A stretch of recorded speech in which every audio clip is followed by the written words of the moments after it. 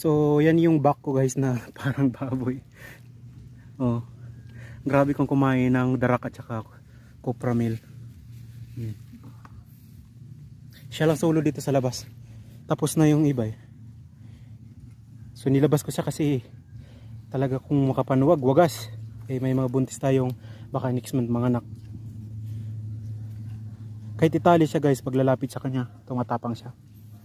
Kaya dito siya sa labas. Yung iba yan, may bakod, tapos nasa loob yung iba. Tapos na yung kumain ng copra meal at saka darak. Siya. Tapos hindi ko pa paubos yun sa kanya. Tingnan, marami pa. Pero busog na busog. Oh. Diba? Parang baboy, diba? Gusto pang kumain.